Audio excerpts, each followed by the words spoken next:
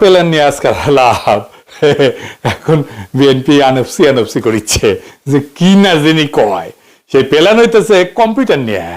এখন একটা কুইজের উত্তর দেন তো, কম্পিউটার যদি বেশি কাজ করে তাহলে এটার নাম বেশি পিউটার হয় না কেন? আমি জানি এর উত্তর দিবার পারবেন না, তাই আলাপে আসি। বিএনপি একটা ভিডিও বানাচ্ছে, ভিডিওটা দেখামুনি, যদিও দেখতে দেখতে ঘুমায় যেতে পারেন, তাও দেখেন। মানে দেখাচ্ছে যে নাগরিক তথ্যটা তো চুরি হইতেছে, এটা এমন করে দেখাইছে দেখবে ঘুম চলে আসে। এত আনকুত ভিডিও আমি জীবনে দেখেছি, শুনেন।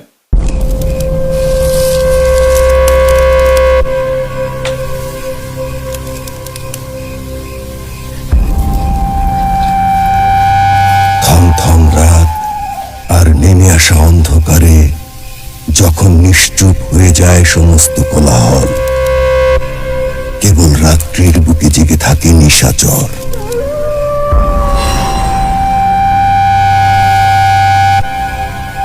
তখন বিড়ালের মতো সতর্ক পায়ে অন্ধকারের চাদর মুড়িয়ে গায়ে খুরপি হাতে কালো চোরা ইতিউতি চায়।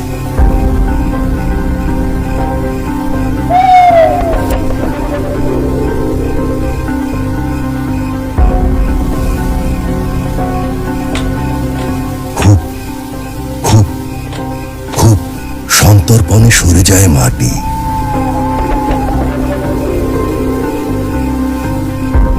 সিধের ভেতর সিধিয়ে যায় সতর্ক কালো। আজ সে লুটে নেবে সিন্দুক আর ঘটি বাটি, নিঃস্ব হয়ে যাবে অসহায় নিশ্চিন্তপুরবাসী। পরের ধন করে চুরি, কালো হাসবে অট্ট হাসি। দেশের সিন্ধুক যেন না হয় চুরি। শুধুমাত্র 2023 সালে বাংলাদেশের গুরুত্বপূর্ণ ওয়েবসাইটগুলোতে 6,30,00,000 বার সাইবার অ্যাটাক হয়েছে। ওই একই বছর বাংলাদেশের 5 কোটিরও বেশি নাগরিকের ব্যক্তিগত তথ্য ইন্টারনেটে বিক্রি হয়ে গেছে। তাই দেশ ও নাগরিকের গুরুত্বপূর্ণ তথ্য, জাতীয় পরিচয়পত্র, পাসপোর্ট, সরকারি বেসরকারি সব ধরনের ডেটা দ্রুত এবং নিরাপদে সংরক্ষণ ও আদান প্রদানের জন্য বাংলাদেশে একাধিক আধুনিক টায়ার 4 ও টায়ার 3 ডাটা সেন্টার প্রয়োজন। বিএনপি সরকার গঠনের সুযোগ পেলে ক্লাউড ফার্স্ট কৌশলে দেশের প্রথম এআই চালিত ডেটা সেন্টার ক্যাম্পাস স্থাপন করা হবে। ধানের শীষের অঙ্গীকার, দেশের প্রথম এআই চালিত ডেটা সেন্টার। শুনলেন তো কি কইছে? আমি আবার কইছে গত 2023 সালে বাংলাদেশের গুরুত্বপূর্ণ ওয়েবসাইট গুলোতে 6,30,00,000 বার সাইবার অ্যাটাক হয়েছে। ওই একই বছর বাংলাদেশে 5 কোটির বেশি নাগরিকের ব্যক্তিগত তথ্য ইন্টারনেটে বিক্রি হয়ে গেছে। তাই দেশ এবং নাগরিকের গুরুত্বপূর্ণ তথ্য, জাতীয় পরিচয়পত্র, পাসপোর্ট, সরকারি বেসরকারি সব ধরনের ডেটা দ্রুত এবং নিরাপদে সংরক্ষণ এবং আদান প্রদানের জন্য বাংলাদেশে একাধিক আধুনিক টিআর 4 টিআর 3 ডেটা সেন্টার প্রয়োজন। বিএনপি সরকার গঠনের সুযোগ পেলে ক্লাউড ফার্স্ট নীতিতে দেশের প্রথম এআই চালিত ডেটা সেন্টার ক্যাম্পাস স্থাপন করা হবে। বুঝিসাও কিছু? এত জ্ঞানের কথা, কোনো কথাই বোঝা যায় না। এই হইতেছে পলিটিক্যাল পার্টির একটা ম্যানিফেস্টো লিখতে পারে না, এমনই ভাল শুনে গেলে। সাইকেলের টায়ার তো চিনি, রিক্সার টায়ারও চিনি, তাই না? গাড়ির টায়ারও চিনি, 3 টায়ার 4 টায়ার, এটা আবার কি জিনিস? ক্লাউড ফার্স্ট বা কি? বাঙ্গুদের এটা খাইসলত হইতেছে মেলা ভারী ভারী কথাকে আপনারা বিচলিত করে দিবে। আপনার মনে হয় না জানে কি জ্ঞানী মানুষ চালে, তো এদের সমালোচনা করার আগে দেখে নি এগুলো কি, তাহলে পারবেন ভালো। আসেন আগে বুঝে দেখি টিআর 3 আর টিআর 4 কি। খুবই সিম্পল জিনিস। টিআর 3 মানে এমন একটা কাঠামো যেখানে বিদ্যুৎ যাবে না, এসি বন্ধ হবে না, সার্ভার চলবে। কিন্তু ধরেন মেরামতের সময় কোন অংশ বদলাইতে গেলে অল্প সময়ের জন্য সার্ভিস থামতে পারে। ভালো, নির্ভরযোগ্য, কিন্তু একেবারে নিখুঁত অবকাঠামো না। মানে ধরেন আপনার বাসার মতো, আপনার বাসায় ইলেকট্রিসিটি আছে, আবার আইপিএসও আছে। সো কারেন্ট চলে গেলে আপনি চলতে পারবেন, কিন্তু এসি চলবে না, তাই না? এইরকম আর কি। টিআর 4 মানে বিদ্যুৎ যাবে না, এসি বন্ধ হবে না, নেটওয়ার্ক কাটা পড়বে না, সার্ভারের এক অংশ নষ্ট হইলেও পুরো সিস্টেম চলবে, মেরামত চললেও সার্ভিস বন্ধ হবে না। এটা সবচেয়ে শক্ত এবং সবচেয়ে নির্ভরযোগ্য। তো তার মানে হইতেছে আপনার বাসায় ইলেকট্রিসিটি আছে, আইপিএস আছে, আবার জেনারেটরও আছে, আপনার এসিও চলবে। এতই পাওয়ারফুল আপনার সিস্টেম, বুঝেছাও? তো এর মধ্যে তথ্য চুরির কি ব্যাপার আছে বলেন তো? ইলেকট্রিসিটির সাথে তথ্য চুরির কি সম্পর্ক? সে তো কইলো তথ্য চুরি হয়, তাই টিআর 3 আর টিআর 4 ডেটা সেন্টার লাগবে। আপনি দেখলেন এটা আসলে চালু থাকবে কতক্ষণ তার তরিকা। ডেটা চুরি হওয়ার টাকানোর তরিকা কি? এটা ডেটা চুরি হওয়ার টাকানোর তরিকা না তো। ধরেন আপনার চমৎকার বাসা আছে, ইলেকট্রিসিটি লাইন টাইন সবই আছে, আপনার দরজা খোলা, তো বাসার চুরি হবে না। এর সাথে চুরি ঠেকানোর সম্পর্ক কি? সম্পর্ক আছে? নাই। তো সে তো যুক্তি দিতেছে আমাদের তথ্য চুরি হয় সেই জন্য এটা লাগবে।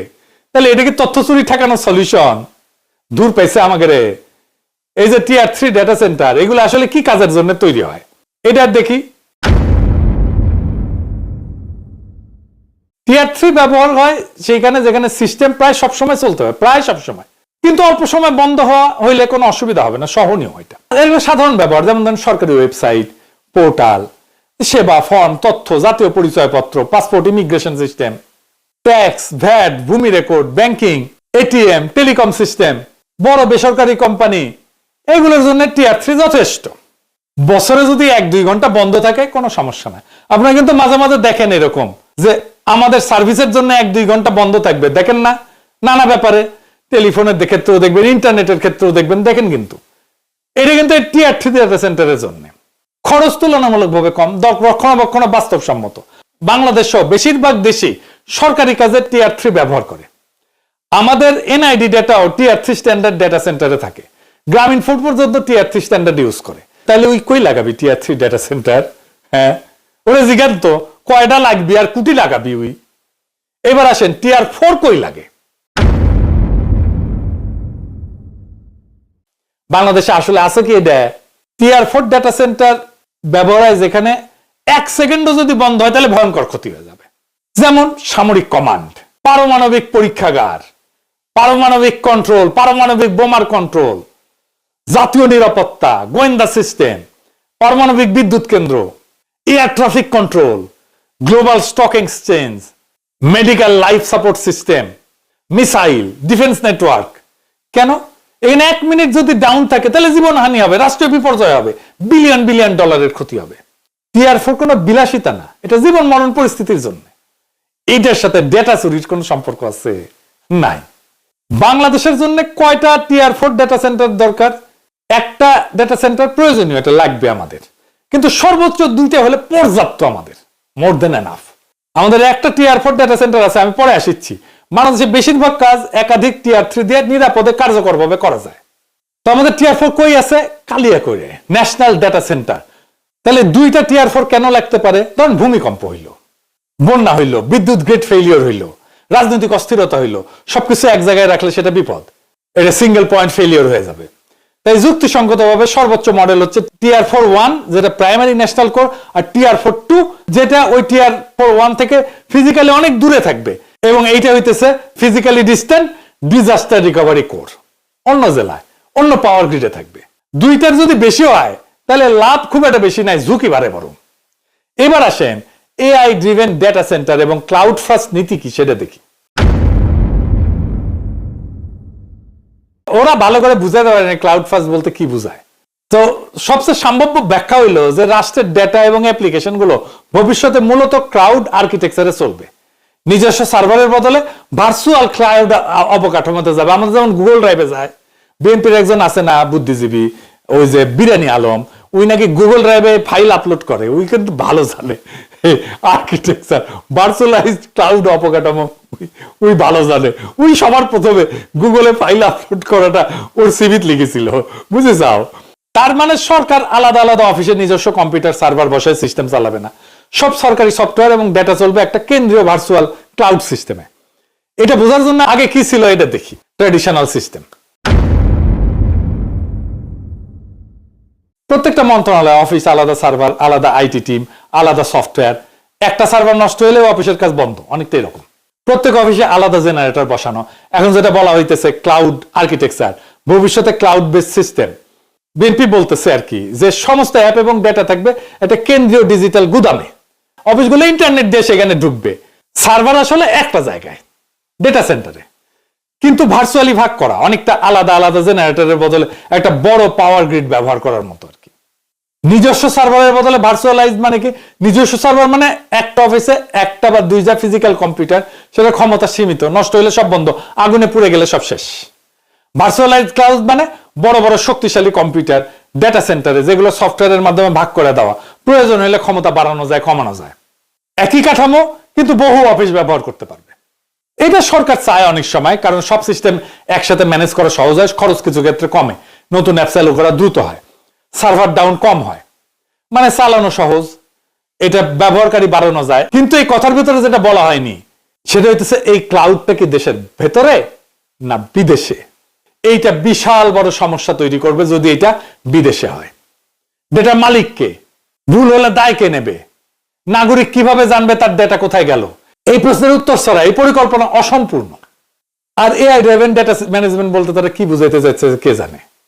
সাধারণত বলা হয় যে ট্রাফিক ম্যানেজমেন্ট মানে কয়জন ব্যবহারকারী ঢুকতেছে বাইরেতেছে এইটাকে ম্যানেজ করা, সার্ভার লোড ব্যালেন্স করা, সিস্টেম অ্যানোমালি ডিটেক্ট করা, দ্রুত ডেটা প্রসেসিং করা, মানে এআই ব্যবহার করে ডেটা সেন্টারে অপারেশন চালানো।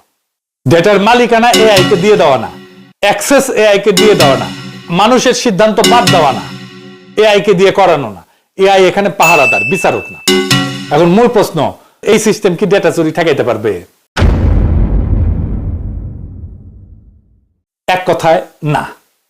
কারণটা হইতেছে ডেটা লিকের মূল কারণ, জনগণের তথ্য চুরির মূল কারণ হইতেছে হিউম্যান এরর, মানুষের ভুল। 95% ডেটা চুরি হয় হিউম্যান এররের কারণে। এটা মাইনকাস্ট 2025 এর রিপোর্টে বলা হয়েছে। তাইলে বাগাড়ম্বর কেন? শুধুমাত্র 2023 সালে বাংলাদেশের গুরুত্বপূর্ণ ওয়েবসাইটগুলোতে 6,30,00,000 বার সাইবার অ্যাটাক হয়েছে। ওই একই বছর বাংলাদেশের 5 কোটিরও বেশি নাগরিকের ব্যক্তিগত তথ্য ইন্টারনেটে বিক্রি হয়ে গেছে। তাই দেশ ও নাগরিকের গুরুত্বপূর্ণ তথ্য, জাতীয় পরিচয়পত্র, পাসপোর্ট, সরকারি বেসরকারি সব ধরনের ডেটা দ্রুত এবং নিরাপদে সংরক্ষণ ও আদান প্রদানের জন্য বাংলাদেশে একাধিক আধুনিক টায়ার 4 ও টায়ার 3 ডাটা সেন্টার প্রয়োজন। বিএনপি সরকার গঠনের সুযোগ পেলে ক্লাউড ফার্স্ট কৌশলে দেশের প্রথম এআই চালিত ডেটা সেন্টার ক্যাম্পাস স্থাপন করা হবে। কারণ এই সব বইকার ধান্দা করা যাবে, টাকা ঢুকে আসবে পকেটে। আর আমরা হরিদাস পাল এইসব শুনে কিছুই বলবো না। পলক বলেছিল না, ইন্টারনেট আমরা বন্ধ করিনি, বন্ধ হয়ে গেছে। শুনেন, আমরা ইন্টারনেট বন্ধ করিনি, ইন্টারনেট বন্ধ হয়ে গেছে। এখন বিএনপি আমাদের শিখাইতেছে টিআর 3 টিআর 4 আর এআই ক্লাউড ফার্স্ট এইসব দুনফুন। ডেটা সুরক্ষা করতে হলে কি লাগতো? যদি সত্যি লক্ষ্য হইতো ডেটা চুরি কমানো, তাহলে যা করতে হইতো প্রথম ধাপে আইন করতে হইতো, আইন বানাইতে হইতো, শক্ত ডেটা প্রোটেকশন ল বানাইতে হইতো। এখানে নাগরিকের অধিকার দেখা হবে, নাগরিক কিভাবে আপিল করতে পারবে, ক্ষতিপূরণ কি হবে সেইটা। দ্বিতীয় ধাপে কি? দায়বদ্ধতা, ডেটা কন্ট্রোলারকে, ডেটা প্রসেসরকে, লিক হইলে, ডেটা লিক হইলে কে শাস্তি পাবে, কিভাবে লিক আইডেন্টিফাই করা হবে, স্পষ্ট নিয়ম। তৃতীয় ধাপে কি? Insider risk control. ভিতর থেকেই তো এই ডেটাগুলো পাচার হয়, তো বাইরে থেকে এসে করে না। সেই জন্য রোল বেসড অ্যাক্সেস এটা ঠিক করা, ম্যান্ডেটরি অডিট লগ থাকা নিয়মিত, ইন্ডিপেন্ডেন্ট সিকিউরিটি অডিট করা নিয়মিত। 4 নাম্বার ধাপে আসে অবকাঠামো। আগে তো ঘোড়া তারপরে গাড়ি, ও আগে গাড়ি লাগাতেছে, কারণ ধান্দার দোকান তাহলে ভালো খোলা যায়। আগে গাড়ি জুড়িছে, এতই ফাঁক রেখা যে আপনি এটা ঠিকঠাক ক্রিটিকও করতে পারবেন না। আপনি যদি বলেন কেন আপনি বিদেশি ক্লাউডে রাখবেন, তখন পিছলাইতে পারবে, এটা ফাঁকা রাখিছে, বলবে যে না না না কই, আমরা তো দেশেই ক্লাউডে রাখবো, বুঝিছাও। তার মানে ও চিন্তাই করেনি ঠিক মতো, ধান্দা কিভাবে করা যায় সেটা চিন্তা করছে। তথ্য চুরি ঠেকাইতে অবকাঠামোর চাইতে আগে দরকার পলিসি, সুপ্রশাসন বা গভর্নেন্স, আর সাথে রেগুলেশন আর কমপ্লায়েন্স। এইটা করতে টাকা লাগে না, মাথা লাগে।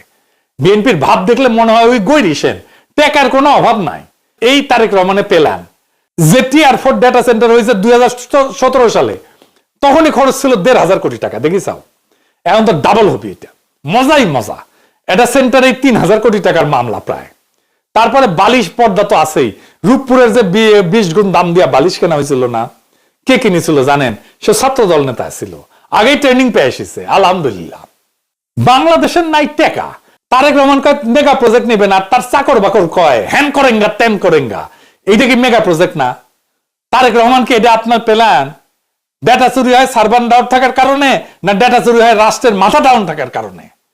দেশের তথ্য চুরি হয় সার্ভার ডাউন থাকার কারণে না, তথ্য চুরি হয় রাষ্ট্র যখন নিজের নাগরিকের সামনে দায়বদ্ধ থাকে না তখন। টিআর3, টিআর4, ক্লাউড ফাস্ট, এআই ড্রিভেন, এগুলো নিরাপত্তার ভাষা না, এগুলো তথ্য চুরি ঠেকানোর ভাষা না, এগুলো খরচার ভাষা, ধান্দার ভাষা।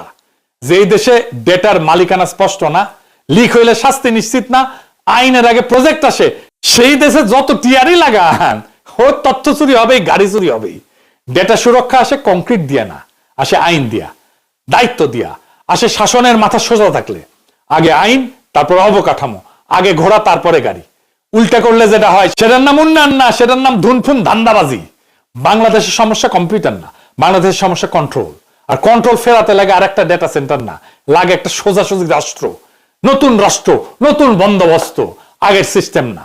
আমাদের রায় একটাই, আমাদের আবার লুটপাটের রাস্তায় টেনে নিয়ে যেতে চায় কারা? চিনে রাখেন। এই পুরানো লুটপাট